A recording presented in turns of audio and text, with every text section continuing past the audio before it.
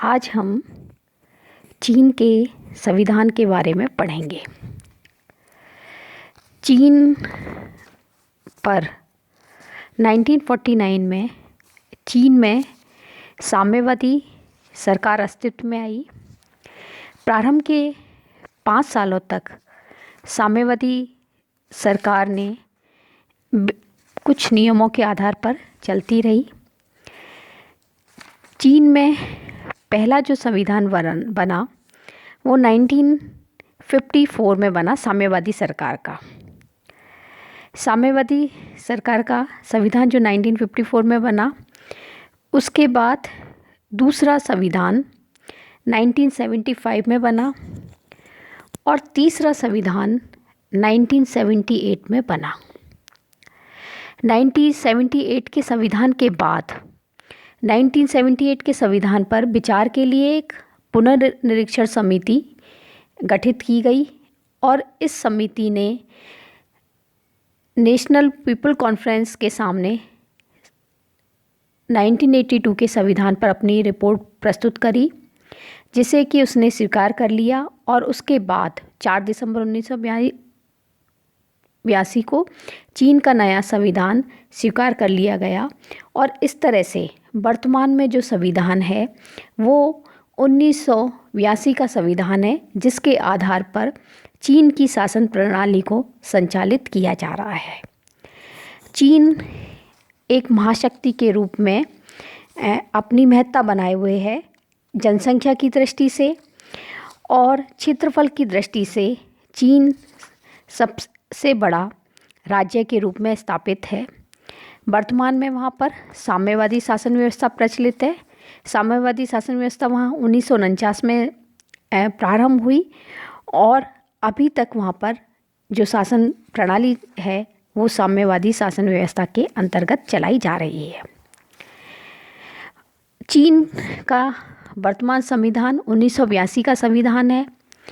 1982 के संविधान के अंतर्गत चीन के संविधान की जो मुख्य विशेषताएं हैं वो निम्न हैं। चीन के संविधान की पहली विशेषता है कि यह संक्षिप्त संविधान है। चीन के 1982 के संविधान में 138 अनुच्छेद हैं और उनको 4 अध्यायों में विभाजित किया गया है। यदि हम चीन के पूर्ववर्ती संविधानों को देखें, जैसे कि 1975 और 1978 के संविधान को देखें, तो उनकी तुलना में 1982 का जो संविधान है वो व्यापक है। लेकिन अन्य देशों के संविधान से यदि हम इसकी तुलना करें तो यह संक्षिप्त संविधान है। इसमें 138 अनुच्छेद हैं, 4 अध्यायों में विभाजित है और इसमें एक प्रस्तावना है। इसमें संविधान के अंतर्गत किस तरह की सामाजिक व्यवस्था होगी, किस तरह की शासन व्यवस्था होगी, इसका वर्णन किया गया है। चीन के संविधान की दूसरी विशेषता है कि चीन का संविधान लिखित तथा निर्मित है। चीन के 1982 के संविधान का जो निर्माण किया गया था वो 1978 के संविधान पर विचार करने के लिए गठित समिति के द्वारा किया गया है, जिसके उपाध्यक्ष पेंग झेन थे और उन्होंने संसद के समक्ष नए संविधान को प्रस्तुत करा, जिसे कि 4 दिसंबर 1982 को स्वीकृत कर लिया गया था। तो इस तरह से यदि हम देखें तो चीन का संविधान लिखित संविधान है। इसका निर्माण एक समिति के द्वारा तथा जनवादी कांग्रेस के द्वारा किया गया है। यह लिखित होने के साथ निर्मित संविधान, इसलिए इसको हम लिखित के साथ साथ निर्मित संविधान भी कह सकते हैं। संविधान के प्रथम अध्याय में सामान्य सिद्धांतों का वर्णन मिलता है।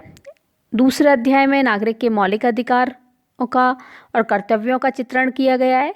तीसरे अध्याय में राज्य के कार्यपालिका, विधायिका, व्यवस्थापिका और न्यायपालिका आदि अंगों का विस्तृत विवेचन है।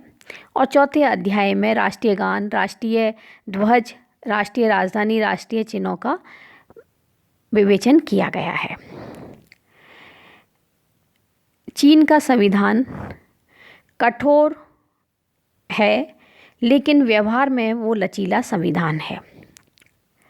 यदि हम चीन के संविधान के प्रावधानों को देखें तो उसके अनुसार चीन का संविधान कठोर संविधान है, क्योंकि चीन के संविधान में संविधान संशोधन की पद्धति सामान्य कानूनों की तुलना में अलग है, इसलिए चीन के संविधान को कठोर संविधान कहा जा सकता है। चीन के 1982 के संविधान में संविधान संशोधन की जो प्रक्रिया है उस बारे में कहा गया है, संविधान में कहा गया है कि राष्ट्रीय जनवादी कांग्रेस अपने 2/3 बहुमत से संविधान में कोई भी संशोधन कर सकती है। राष्ट्रीय जनवादी कांग्रेस सामान्य कानून का निर्माण तो साधारण बहुमत से करती है, लेकिन संविधान संशोधन प्रस्ताव वो 2/3 बहुमत से स्वीकृत होना चाहिए। इसलिए इस चीन के संविधान को कठोर संविधान कहा जाता है, क्योंकि वहाँ किसी भी संविधान संशोधन को स्वीकृत होने के लिए जनवादी कांग्रेस के 2/3 सदस्यों का बहुमत आवश्यक है। यदि हम सिद्धांत देखें तो ये कठोर संविधान है, लेकिन व्यवहार में ये लचीला प्रतीत होता है। वो इसलिए होता है कि चीन में क्योंकि एक ही दल है, साम्यवादी दल, जो कि शासन में रहता है, इसलिए सदैव उसके पास 2/3 बहुमत रहता है। तो जिस तरह से भी अकेली राष्ट्रवादी जनवादी कांग्रेस जिस तरह से भी चाहे वो इसमें संशोधन कर सकती है। और सेकंड, जनवादी कांग्रेस के साथ राज्यों को इसमें सहभागी नहीं बनाया गया है, इसलिए सिद्धांत है ये कठोर है, लेकिन व्यवहार में चीन का संविधान लचीला संविधान है। चीन के संविधान की चौथी विशेषता है कि यहाँ जनवादी लोकतांत्रिक तानाशाही को अपनाया गया है। चीन में क्योंकि साम्यवादी व्यवस्था को अपनाया गया है, 1982 के संविधान के द्वारा भी यहाँ पर समाजवादी राज्य व्यवस्था को अपनाया गया है। समाजवादी व्यवस्था के अंतर्गत यहाँ पर चीन का जो नेतृत्व है वो श्रमिक वर्ग के हाथ में है, इसलिए वहाँ पर साम्यवादी शासन व्यवस्था के अनुसार जनवादी लोकतांत्रिक तानाशाही को अपनाया गया है। जनवादी लोकतांत्रिक तानाशाही से तात्पर्य ये है कि नागरिकों को राजकीय कार्यों में सम्मिलित होने का पूरा अधिकार है। वहाँ पर हर स्तर पर जनसभाओं का गठन किया गया है और इन जनसभाओं में किसान, मजदूर और साधारण वर्ग के लोग सम्मिलित होते हैं, जो कि सरकार के अंगों और कर्मचारियों पर निगरानी रखने का कार्य करते हैं। लोकतांत्रिक तानाशाही में बहुसंख्यक किसान और मजदूरों का वहाँ के पूंजीपतियों पर और जमींदारों पर नियंत्रण है, इसलिए वहाँ ये कहा जाता है कि वहाँ जनवादी लोकतांत्रिक तानाशाही है, अर्थात सामान्य जनता, किसानों और मजदूरों का पूंजीपतियों पर नियंत्रण है। चीन के संविधान की नेक्स्ट विशेषता यह है कि वहाँ जनवादी गणतंत्र व्यवस्था को अपनाया गया है। जनवादी गणतंत्र व्यवस्था से तात्पर्य यह है कि वहाँ शासन से संबंधित जो शक्ति है वो उसको जनता में निहित है। जनता अपनी इस शक्ति का प्रयोग राष्ट्रीय जनवादी कांग्रेस तथा स्थानीय जन कांग्रेसों के माध्यम से करती है। चीन में विभिन्न स्तरों पर, सभी जो स्तर हैं वहाँ पर जन कांग्रेस है और राज्य के प्रशासन का संचालन जनता स्वयं करती है और इसके साथ साथ ही आर्थिक, सांस्कृतिक व सामाजिक गतिविधियों का संचालन भी कानून के अंतर्गत जनता करती है। इसलिए यह कहा जाता है कि वहाँ जनवादी गणतंत्र है। चीन का जो नया संविधान है वो लोकतांत्रिक केंद्रवाद पर भी आधारित है। इसका तात्पर्य यह है कि चीन में शासन के विभिन्न स्तर हैं और प्रत्येक स्तर पर जनता के द्वारा निर्वाचित कांग्रेस है, मंत्रिमंडल तथा उच्चतम जो न्यायालय है वो जनवादी कांग्रेस या ये जो जनता के द्वारा की जो जनसभाएं हैं उनकी अधीनता में कार्य करते हैं। इन सभी लोकतांत्रिक व्यवस्थाओं के बावजूद वहाँ केंद्रवाद है। हर स्तर के पदाधिकारी अपने उच्च पदाधिकारी के आदेशों का पालन करते हैं और सभी जो राजकीय संस्थाएं हैं वो केंद्रीय सरकार के अधीन हैं और वो साम्यवादी पार्टी के कठोर नियंत्रण में कार्य करती है। इसलिए वहाँ पर लोकतांत्रिक केंद्रवाद पाया जाता है। चीन के संविधान की नेक्स्ट विशेषता है कि वो बहुराष्ट्रीय राज्य है, अर्थात चीन में विभिन्न तरह की राष्ट्रीयता पाई जाती हैं। सामान्य तौर पर चीन में 56 तरह की राष्ट्रीयता पाई जाती हैं, जिसमें से प्रमुख राष्ट्रीयता है हान या चीनी, जो कि जनसंख्या के 90% के करीब है। अन्य जो 55 राष्ट्रीयता हैं वो जनसंख्या का करीब 9 से 10% है और इनको अल्पसंख्यक राष्ट्रीयता कहा जाता है। तो इस तरह से यदि हम देखें तो चीन एक ऐसा देश है जिनमें कि बहुत तरह की राष्ट्रीयता वाले लोग निवास करते हैं और जिनमें कि प्रमुख रूप से हान या चीनी हैं। लोकतांत्रिक केंद्रवाद। चीन के संविधान में लोकतांत्रिक केंद्रवाद को अपनाया गया है। चीन के संविधान के अनुच्छेद 3 के अनुसार चीन के सभी राजकीय कार्य लोकतांत्रिक केंद्रवाद के सिद्धांत को लागू करते हैं। लोकतांत्रिक केंद्रवाद का यह सिद्धांत साम्यवादी व्यवस्था के ऊपर आधारित है।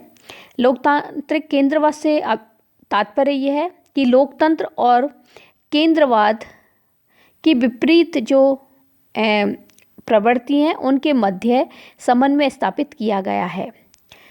लोकतांत्रिक केंद्रवाद में क्योंकि 2 शब्द हैं, लोकतांत्रिक और केंद्रवाद। लोकतांत्रिक से तात्पर्य यह है कि जो समस्त शासन संबंधी शक्ति है वो जनता में निहित है। नागरिकों को शासन कार्य में भाग लेने का पर्याप्त अवसर प्रदान किया गया है।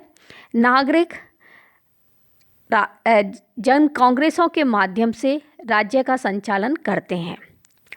केंद्रवाद का तात्पर्य यह है कि शासन या दल का प्रत्येक अंग अपने उच्च अंग के अधीन है और निम्न स्तर के अंग को उस सीमा तक स्वतंत्रता प्राप्त है जिस सीमा तक उच्च अंग उस पर प्रतिबंध नहीं लगाता। अर्थात जो शक्ति है उसका केंद्रीकरण ऊपर है और वो ही निचले स्तर पर शक्ति प्रदान करता है। इसलिए वहाँ लोकतांत्रिक केंद्रवाद का सिद्धांत पाया जाता है। चीन के संविधान की नेक्स्ट विशेषता है एकात्मक शासन प्रणाली तथा प्रादेशिक इकाइयाँ।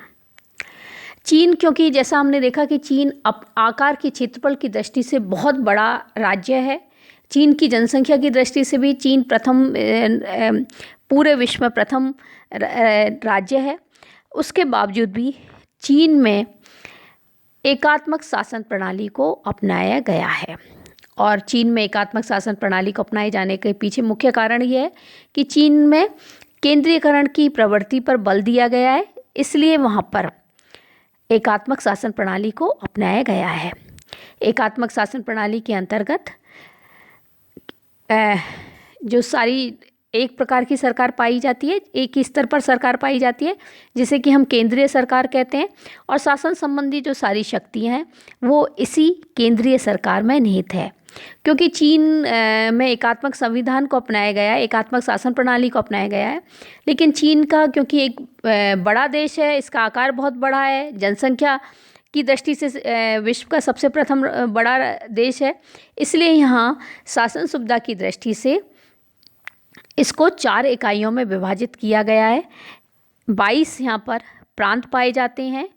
प्रांत स्वायत्तशासी प्रदेश हैं और केंद्र के अधीन है। प्रांतों तथा स्वायत्त शासी प्रदेशों की जनपद, जिलों और नगरों में बांटा गया है।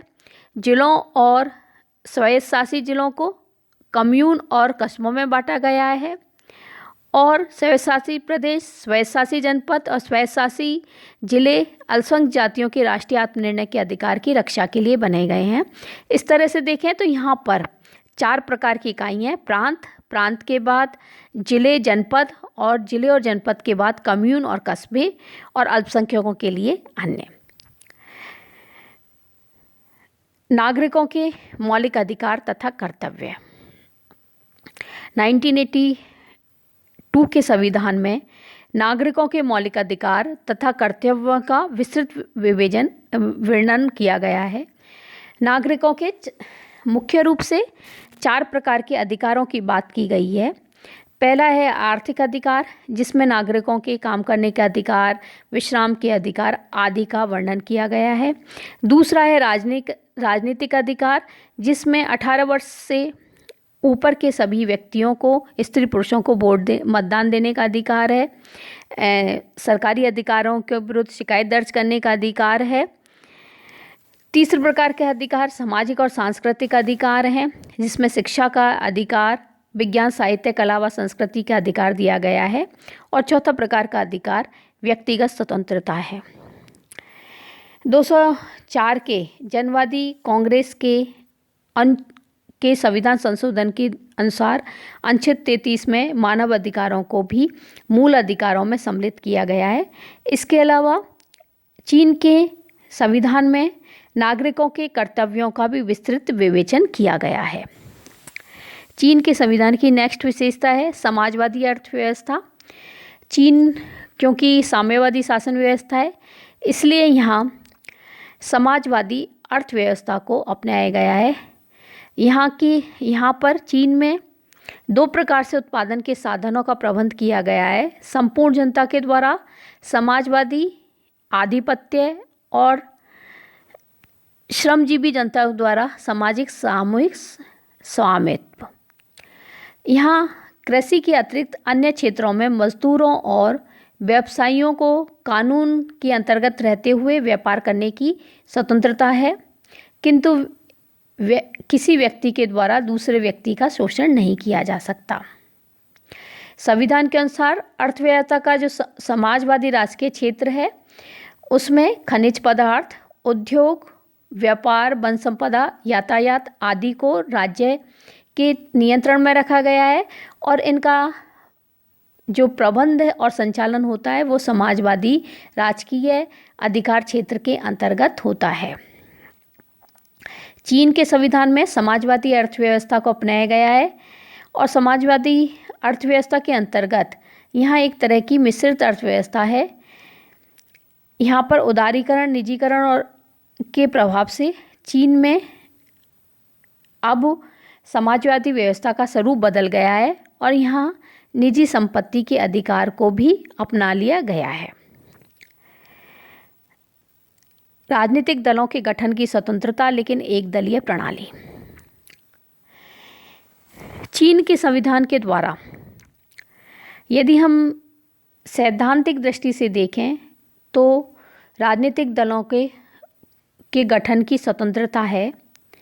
चीन में साम्यवादी दल के अलावा 8 राजनीतिक दल हैं, लेकिन चीन का संविधान इन सभी राजनीतिक दलों पर साम्यवादी दल को प्रमुखता की स्थिति प्रदान करता है। यहाँ इस दृष्टि से एक दलीय शासन प्रणाली है।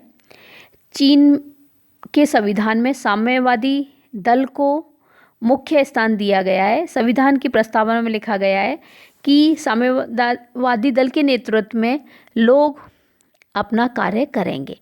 तो इस तरह से यदि देखें तो यहाँ बहुदलीय व्यवस्था है, लेकिन मुख्य रूप से सभी दलों को साम्यवादी दल के अधीन रखा गया, और एक तरह से वहाँ एक दलीय व्यवस्था, साम्यवादी दल व्यवस्था पाई जाती है।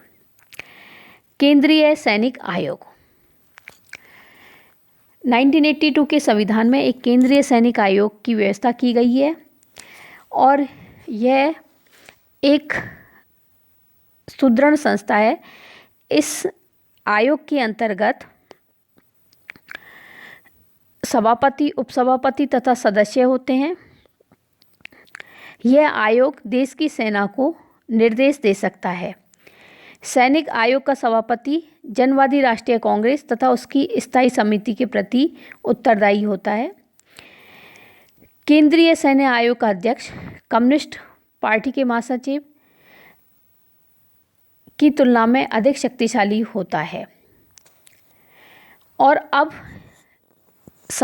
जो सैनिक आयोग का जो सदस्य है वो ही अब चीन के राष्ट्राध्यक्ष भी हैं।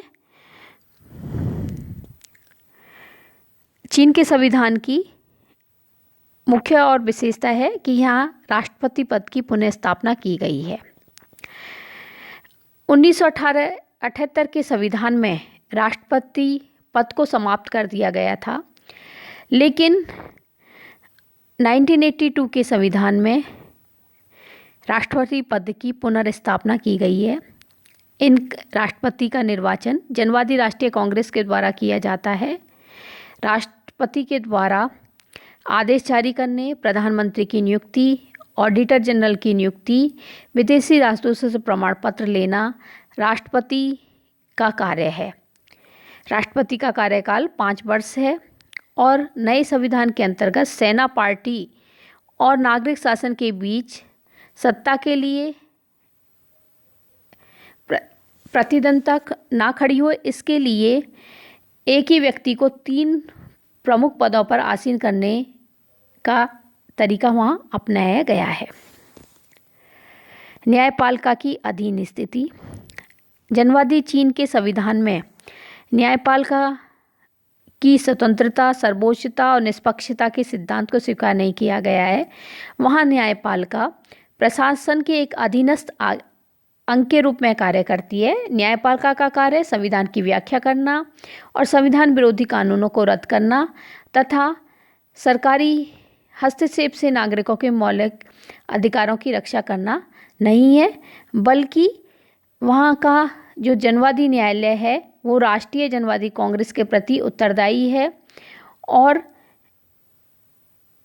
चीनी न्याय व्यवस्था में केंद्रीकरण की मात्रा पाई जाती है और न्यायाधीश स्वतंत्र या निष्पक्ष होकर कार्य नहीं करते हैं।